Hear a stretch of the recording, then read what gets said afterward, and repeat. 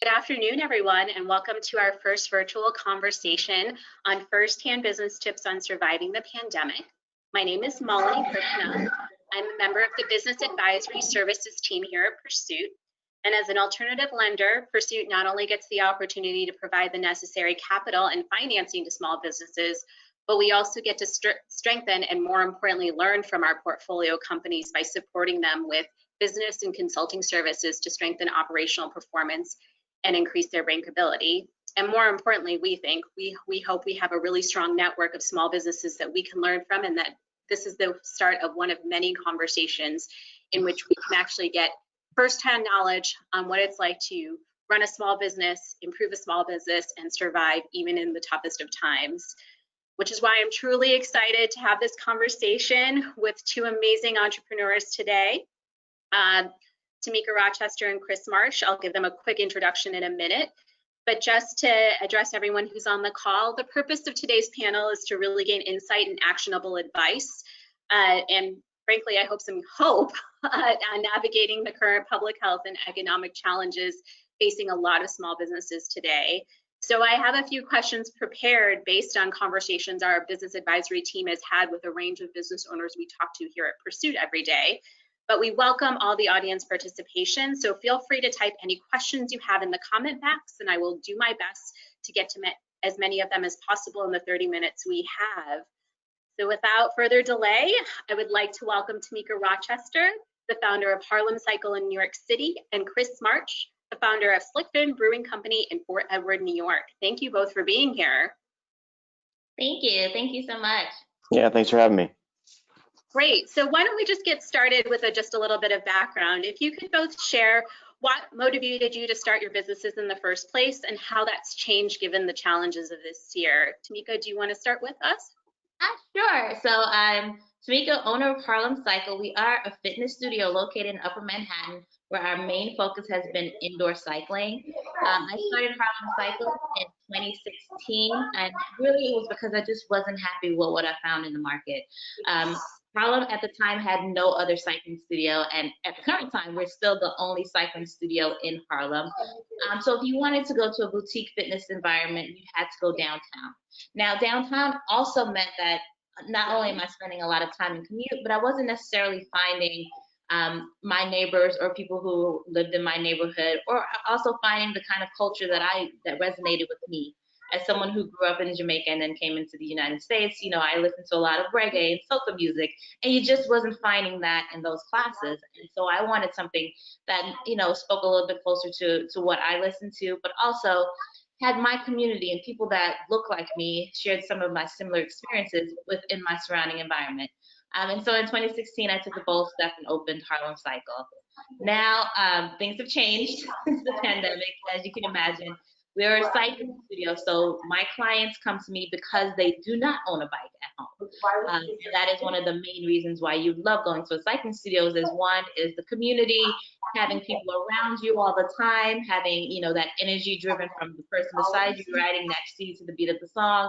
And since, you know, COVID, we've actually had to completely shut down, and we're still closed because as a fitness studio, we're still closed within New York City. But we've made a lot of transitions in our programs, one from creating a lot of at-home mat-based workouts, so our current clientele can still work with us just in a different workout model. And then we also shipped out our bikes, so our top clients actually have our bikes at home with them. Great. Thank you, Tammeca. Kris, you want to share Slickfin's story? Yeah, sure. So I retired from the Marine Corps in 2016. I was an explosive ordnance disposal technician, worked on a lot of bombs and things of that nature. Retired 2016, moved the family back to upstate New York from San Diego, and I took a job in the robotics industry with Kinetic North America outside of Boston, Massachusetts. I was still traveling quite a bit at that time, and we had my 5-year-old who's homeschooling right now. She was 2 at the time. The connection wasn't there, so it took a hard look, and I actually quit that job because I had been brewing for like 5-6 years already at that point. And I thought, let's try to open this up and make it work. You know, I was bringing beer to every function that I possibly could, and it was getting drank up very quickly. So there was something there, and I'm just glad that I had my wife to support me. And so we opened Slickfin up in 2017. We started the process and we opened up in 2019. We've been moving ever since. Great. Well, both of you have had some significant challenges just because of regulation, right? You can't necessarily open your brewery or your actual studio. Kris, can you talk about some of the key things that you really highlighted to keep some of the core reasons you started the business open and how that stayed throughout this pandemic?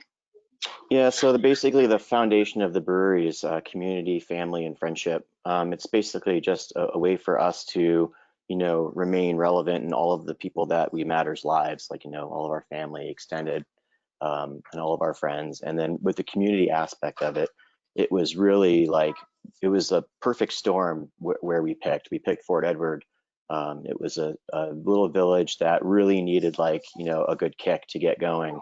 And you're right, like obviously with the pandemic, it definitely forced us to think outside the box. And I basically take that just from my time in the military, reading like Sun Tzu and all these, books teaching you how to navigate, adversity. And this was just another one of those things for me, not to downplay it, but, I kind of always told myself I have to move like water. So if I get one blockage somewhere, I tend to exploit 2 to 3 other avenues to figure it out. So. Great. Tammeca, what about some of the things you've had to do since your actual business is completely shut down at this moment? Yeah, so one of the things we had to do is really step back and see why do people come to Harlem Cycle, and originally thinking you would think it's because we do a great indoor cycling classes, which is one of the reasons, but the main reason is because they like who we are, they like our community, and they like being connected to us. And so we really had to kind of pull from that. And so when we created our mat-based workouts, it was easy for our clients to kind of transition with us because they were seeing their familiar instructor, even though it was a different kind of workout and it wasn't something that they wanted to necessarily do because cycling was their favorite workout. But in a time like this, particularly if you live in New York City and you live by yourself, you wanted some level of connection. So we created these at-home workouts. You were seeing your same instructors. You were seeing the same people that you saw at the studio. And then we also made sure that we provided some freebies. So every day at 12 noon, you log onto our Instagram and we have what we call a movement session. One was to get people familiar with seeing us off of the bike because it was a transition for everyone. And then 2, because we also knew that all of our clients, that have different financial situations at this time. So we wanted to make sure we were tailoring our programs across the board so that we could always continue to serve the needs of the community no matter what it is. And even since then, we've, with the weather being nice, we've taken some of our workouts to the park. Because there's some people who just won't do at-home workouts on Zoom or whatever. They just don't like it. And you get it. Like you've been on the computer all day, you've been working all day, working out is just not the one thing you want to do. So we have different options. So you can work out with us at the park. And we're still doing our community events. So we've always had a lot of community events as part of our studio. And so we've done a community bike ride that was sponsored by City Bike. We have a community hike that's coming up. And we had a community family fun run. So we're still doing those free events. And it's just to get people out at the park, socially distanced, safe, but it's still giving you a level of connection, even during a time where we're supposed to be apart. Great, thank you. Both of you really spoke about community and how important that is for your business. And you have such an anchor in those communities. But there's a larger question, right? How are you getting the support you need for you and your employees? And given the fact that business has had to change, either modify with a different format or less operating hours, what are you guys doing to promote your company culture within and keeping employees happy or at least engaged? Tammeca, you want to take that one? Yeah, so it's a challenge because I went from seeing my instructors every single day, and majority of my instructors have been with me since we opened. So for 5 years, I would see the same person every Wednesday for 5 years, and just all of a sudden, I didn't see them anymore. And it was actually really hard for me to adjust. It was a big adjustment in my life because they played such a significant part of my life. But what we did was making sure that we stayed connected. So we had bi-monthly, we call them Sunday brunches, even though it's on Zoom. So we had team brunches on Zoom where we just all sat around, chat, see what's going on, just connecting. We have a paint and sip night where I actually had paint kits shipped to all of my instructors' houses, and then we just painted and enjoyed some wine on screen, which has been super, super helpful. And just, it's a really great way to connect. And then my instructors are showing up for all of our community events too. So they're there with the community and we get to see each other in person. So I think part of it is really reminding myself that it's not just about the clients, but it's about the community and our team. If we're not strong, then our clients can't be strong. And so it's making sure that we put ourselves first too. Great. Kris?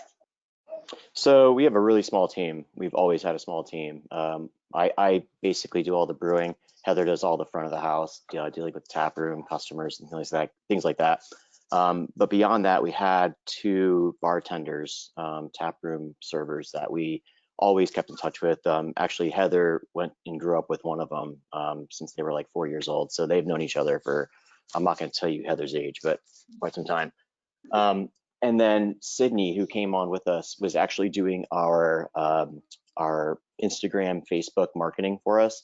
And she just became so intrinsic to the group that she just moved on to behind the bar. And that just happened recently.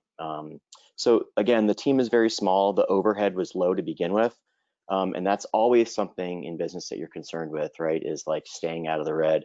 And that's how we were able to maintain it. It's just a lot of hard work on our part to really anchor the expectations of the company itself. Thanks for that insight. Just on that topic, did either one of you had to make any significant cuts to your business, given the fact that, the way your clientele engage with you changed in this time? Yeah, so for my team, we're a team of 12, but right now, if you look on my schedule, you'll see about 5 names. And, I really reached out to my team at the time and said, because there's a lot of us who work full time and then we cycle at night because cycling is their passion. And then we have some that are 100% into fitness and teach across multiple different studios. So everyone kind of has a different background and a different, I'd say, financial resource on how to keep themselves stable during this time. I even have 3 emergency workers on my team, so they've been working since March. And so I reached out to my team to see who really needs some level of income from us, and they got priority when it came to the schedule. And the way we're doing it is, if any class that they teach, they're actually taking the full income from that class. Because normally in a schedule you could teach 3 or 4 times a week. You're probably teaching 1 now. But you're getting the full revenue from that class. And truthfully, they teach across multiple different studios, but unfortunately, they're not getting it because every studio is closed. They're not getting income from those other studios. So we had to prioritize those of our team who needed the income a little bit more than others. And you'd be surprised how no one contested. Like, everyone was absolutely 100% behind this system and making sure that everyone's taken care of. Great. Kris, was there any changes in just the operations, not just in the people? No, so for us, we're a manufacturing facility. There's different regulations for that, as opposed to like maybe a pub that serves beer and food as well. I know that we were very lucky in that, an instance that we weren't really forced to shut down fully, but obviously indoor was just not going to happen. So we transitioned to outside curbside sales, and we had delivery on Saturdays. So we adjusted, but as for the employees and for taking care of them, so our 2 employees that we really have besides Heather and I, they have other jobs. So they were getting unemployment. And I was also giving, like Sydney, for instance, options to expand our online presence. And then, obviously through that, there's payment. So for her work there. So we were able to just find a sweet spot in there that everybody was happy with, and make sure that they were needed, and that there was something for them when this is basically all over. As a financial institution, I would be remiss to not ask this. Did either one of you seek out any of the emergency relief loan programs or any alternative forms of financing to help you through these times? Yeah, so I've now made applying to grants my second job, and it seems like I'm applying to at least one every week. So we were able to receive a lot of grants. They're small and from 500 to 5,000, but every little bit counts and it adds up over time. So we've been able to get us several grants, and we did end up getting the EIDL loan, which came with the upfront grant of 10,000. Would you just mind sharing where you are looking for grants and grant resources? Yeah, so there's several ones. So I Fund Women has a good resource if you're a woman-owned business, where they publish like a weekly newsletter that has a list of different grants that are particularly looking for women. And then really it is you have to just stay on Instagram. So you have to stay out there. So we were able to get one from the Apollo, from 100 Black Men. We got one from Bethany Frankel, who does the Skinny Girl margaritas. And so all of those actually were from following their Instagram accounts, and when they announced the grant, it was there.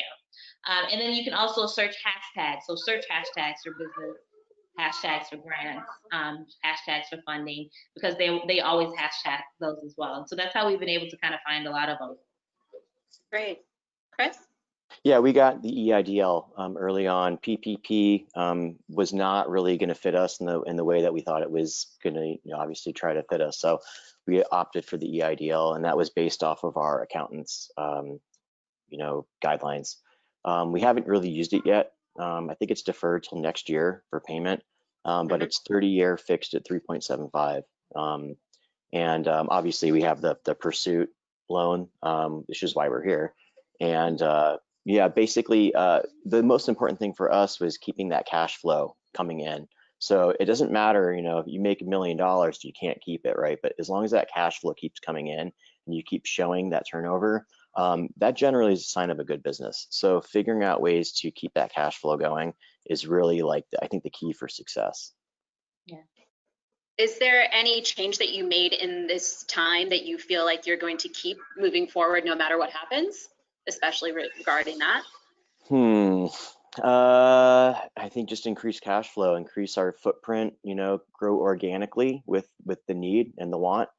I've seen a lot of other breweries and a lot of other, businesses that grow too quickly, and they're taking out too much money. There's too much overhead. So I think the biggest thing that I've learned is from everybody else's mistakes, and that's I learn a lot that way by watching other people. So you just have to sit down and figure out what you really want for your business. Do you want to be relevant in 10, 20 years, or do you want that Mercedes in your driveway and showing some sort of fake status? I don't know really how to put it, but being very careful with the money and how we spend it is probably the most important thing that I've taken away from this whole thing. Yeah.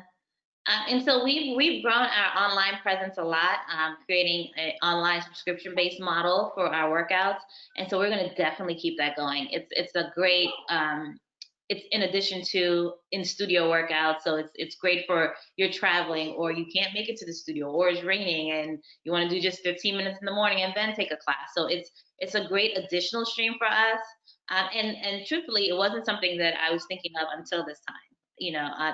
Peloton exists, and I never wanted to be in that playing field. I love group fitness. I love being in the room with people. I love the energy of it. And so that was never really something that I wanted to get into. I wanted to stay within group fitness. But now being forced into it, I see the benefits of it, and also seeing it as an additional stream for the business. Yeah, I'm going to caveat off what Tammeca said also about being a part of it, right? So I pride myself on talking to as many people that I can when they come through that door, sitting down with them if I have the ability to do that outside or whatnot. But really it's about connection, and that's, I think, at the end of the day, one of the most important things is the connection you make with everybody. And the product obviously has to be good. If the product is not good, you're not going to get people through the door. But the way you carry yourself and the way you treat people really speaks volumes on yourself and your business, and whether or not it's going to succeed. I feel strongly about that. Yeah. Great. I'm just going to set out a quick reminder. If anyone else has any questions, please send them in the chat.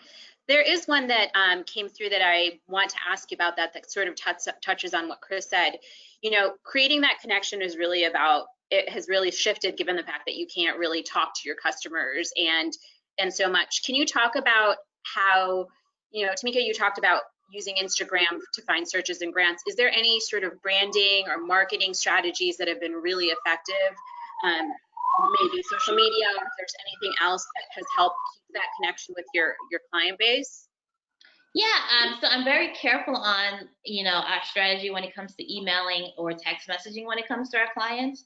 So, if I send a text message, it's not to promote a service, it's not to promote our classes, it's not to promote who we are, it's to check in. It's to check in and provide you with resources, with free things, and to see how you're doing. And so we've sent out several text messages, and it's literally, hey, it's Tammeca, just checking in, saying hi, hope all is well. That's it. And it is, a way of keeping that community together. It can't always be sell, because no one wants to feel like they're just a number. So we're very strategic in our communication strategy when it goes out to clients. And like every other email is like, this email will be, hey, have you tried our at-home program yet? Then the next email will be, here's some resources for you. The city's opening back up. Maybe you're not ready, but here's some anxiety resource. Here's some sleep things. Here's a diet, immune boosting diet recipe. So we make sure that we're really tailoring our communication to meet the needs as well as trying to promote the business. Hey, Kris? Yeah, likewise. I actually, we do the same thing. We reach out on a more personal level than we do on a business level. Whether or not that is working, I think it's important for human contact, ask them how they're doing, like, hey, I haven't seen you in a few weeks, just want to know if the family's okay. It's those small things that I think really will set you apart. Yeah. Given the fact that things will sort of shift and change again, and especially in New York State, do you see this e-commerce sort of opportunity to take yourselves outside of your local community, and how do you think that will change your brand message? So for us, we're definitely seeing now, we have some live stream classes that I'm seeing people from Mexico, Canada, Philly, places outside of New York signing into, which is great. It's like, wow, now I have a friend in Mexico who cycles with me every Tuesday, which is really, really fun. But it's not going to change our messaging, right? So our messaging is we're a community-focused fitness studio with real bodies and real people, and we're here to help you along your journey. And so that messaging will not change no matter who is signing in. But it's really great to see, how we've been able to expand our footprint during this strategy. Sorry. And so that also is another reason why we're definitely going to keep our subscription-based model going, because it helps that footprint continue to grow. Yeah, and for us, we were approached by UPS early on, probably like April timeframe, that we could, obviously open up an account with them to sell beer outside of the state. It's not something that we're really interested in.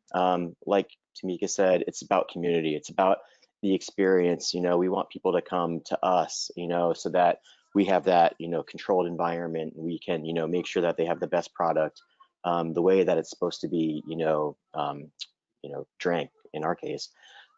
So yeah, like with getting the product into different municipalities, it's not something that we're interested in, but that's our business model, and that's something that hasn't changed because of this. It's been like that since day one.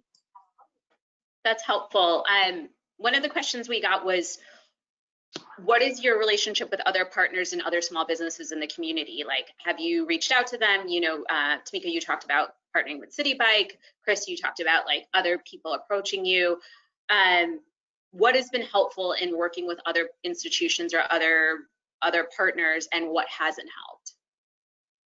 So because we are so community focused, even we continue what we call Wellness Wednesdays, which is before it was bringing in small businesses into the studio that were focused on wellness. And as you came to class, you'd stop by and, check them out or whatever. But we've continued that online and continued that on Instagram, but we've widened it a bit. So now on my Wellness Wednesdays, we had a cooking demo from the local restaurant. We had, we've had a lot of different partnerships where they'd come on and give us a demo or a speech or a talk on anything that had to do with health related. And so we've continued that partnership and kept it going since March, which it's actually blossomed because now I can have so many more people within the neighborhood and within the community coming online. So it's actually been quite helpful, and it's helpful because one, it's not just my Instagram that it's on; it's also on their Instagram. So it's the cross promotion helps both brands, and we're both promoting it across both of our platforms. So it's helping to reach two different audiences. Great. One of the questions we got was, is there anything you're going to do if you fully can't support a brick and mortar location open in the future, you know, given that cycling studio may not be able to open for 6 months to a year? Is there anything that you're doing in terms of like landlords or any of those kinds of things? Those are some of the questions we've also been getting. Yeah, so I've reached out to my landlord for a rent reduction. Have not heard back, so I'm going to assume yes. And you know, truthfully, I just reached out this week, so it's been 6 months of me paying full rent, and I'm like, at this point, I think it's time for a rent reduction. But you know, I also have a lot of things in my favor. So my lease ends in February, so you know, those are great negotiation tools. Like you can add more onto the end of the lease. You can extend it a different month versus trying to find someone to take the spot, because it's going to be very hard for her to find someone. So I've reached out for that conversation. And we're using the space very, like maybe 1 hour out the day total when I come in to record classes and to record videos for our online platform. So it's not a very good use of a space, particularly when paying commercial rent. So for me, you know, I know in my back pocket that I end in February, and that's great. I don't want to walk out of my space because everyone knows with build out and all the different costs come into a space. It's a lot of money in there. But it does make me a little bit more comfortable knowing that there is an out for me if I need it. Yeah, I mean, for my case, brick and mortar is mandatory. So we were already in the beginning stages before this happened of the expansion. So we're kind of in the middle of that right now. So, you know, obviously rent has been an issue. Utilities are always an issue.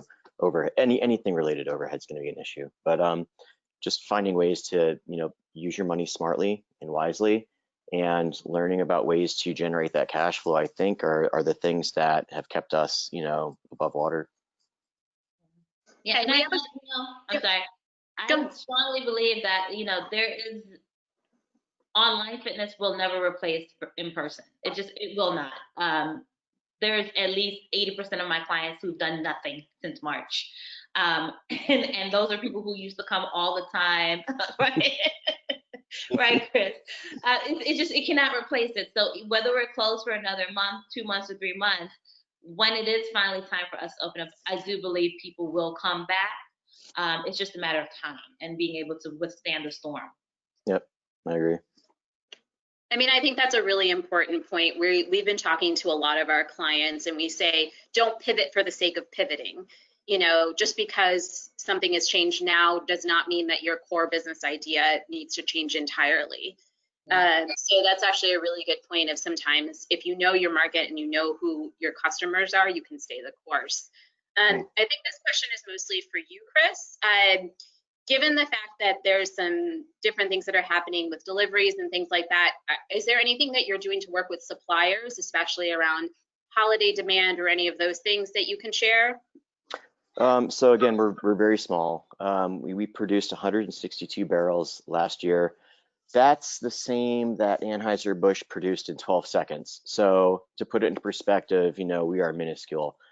So supply isn't something that we're necessarily concerned with. I order generally once a month, and that's what I try to keep the schedule at. And we order very small quantities. So, you know, maybe if you're a bigger business, that might be an issue, but for us, it's not even a topic of conversation. Are you going to do anything that should change around the holidays? Nope.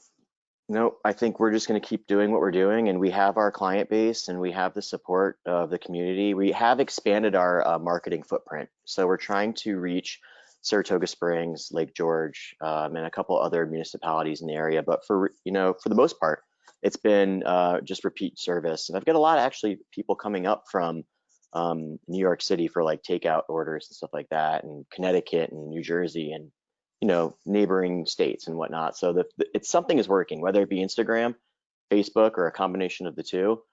I do believe word of mouth plays a huge part of it. But, you know, yeah, we're not going to make any, you know, brash decisions for the holiday season. We feel like it's still steady. So. Okay, well, I know we're up to our half an hour mark, and we do have some more questions, and we hope to answer them in future panels, but I want to first thank Tammeca and Kris. And Yeah, you're welcome.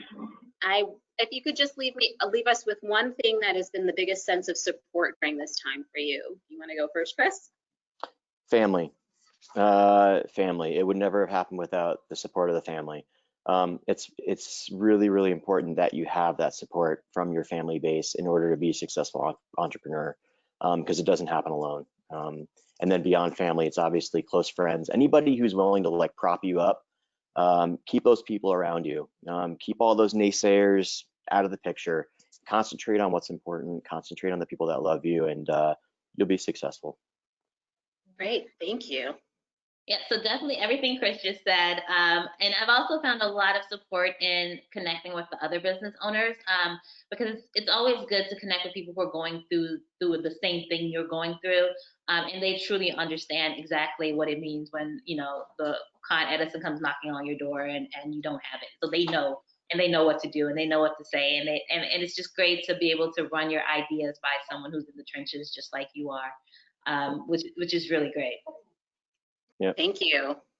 Thank you so much both for sharing your insight and thoughts. You know, we hope to continue these conversations. There's so many great ideas that come from our entrepreneurs, and thank you for taking the time to share in what is a very busy and challenging time. And I think you gave us a lot of hope, you know, that idea of community building support, and knowing that, you know, if you really focus on that, your business is not going to go under. It's going to really thrive maybe in a slightly different way, but in a way that aligns with what you want. So thank you both for being here today, and thanks for everyone who participated. We are very grateful for this, and we wish you well throughout the rest of 2020 and beyond. So thank you. Likewise. Thank you. Thank you.